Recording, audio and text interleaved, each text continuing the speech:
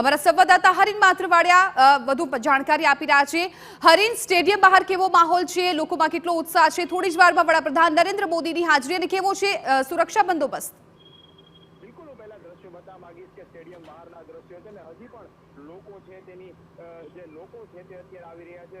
ભારે ઉત્સાહ જોવા મળી રહ્યો છે તે વહેલી સવારથી જે રીતે સમગ્રમાંથી લોકો આવી રહ્યા છે। હજી પણ આ પ્રમાણમાં ખૂબ મોટી સંખ્યામાં ખેડૂતો આવી રહ્યા છે, યુવાનો આવી રહ્યા છે, અલગ અલગ જગ્યાઓ પરથી સહકારી લોકો પણ આવી રહ્યા છે, સહકારી ક્ષેત્ર સાથે જોડાયેલા લોકો આવી રહ્યા છે, ધારાસભ્યો છે, વીવીઆઈપી લોકો છે તેઓ પણ અત્યારે પહોંચી ચૂક્યા છે। પરંતુ જે રીતના સવારથી જ લોકો આવી રહ્યા હતા તે મુજબ હજી પણ લોકો છે તે અત્યારે આવી રહ્યા છે। ભારે ઉત્સાહ અમૂલનો જે કાર્યક્રમ છે તેમાં જોવા મળી રહ્યો છે। ખાસ કરી અને પાર્કિંગ વ્યવસ્થાની વાત કરીએ તો સ્ટેડિયમની ફરતે જે મુખ્ય રસ્તાઓ છે તે અલગ અલગ ઝોન વાઇઝ પાર્કિંગ છે તે કરી દેવામાં આવ્યા છે।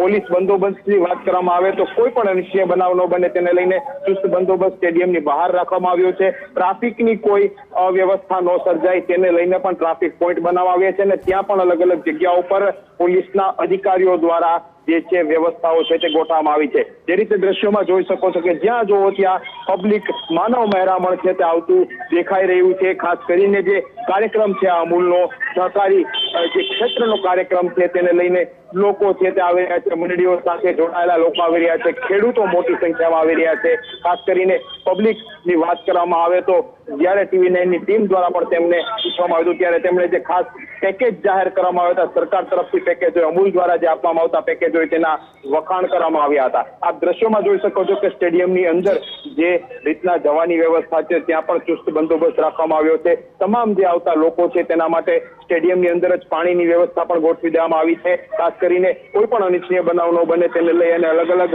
પોઈન્ટ ઉપરથી જે મુખ્ય બે ગેટ છે ત્યાંથી લોકોને એન્ટ્રી છે તે આપવામાં આવી રહી છે। અંદાજિત 1 લાખ લોકો આ કાર્યક્રમમાં જોડાય તેવી જે વ્યવસ્થા છે તે ગોઠવવામાં આવી છે અને તેને જ લઈને તમામ જગ્યાઓ પર અત્યારે સંપૂર્ણ વ્યવસ્થાઓ છે તે ગોઠવી દેવામાં આવી છે। થોડી જ મિનિટોમાં વડાપ્રધાન નરેન્દ્ર મોદી પહોંચશે અને ત્યારબાદ આ કાર્યક્રમ છે તે શરૂ થશે, પરંતુ હજી પણ લોકો છે દૂર દૂરથી જે છે સ્ટેડિયમ ખાતે પહોંચી રહ્યા છે। જી બિલકુલ હરીન, આભાર। આપની પાસેથી આગળ પર અપડેટ્સ મેળવતા રહીશું।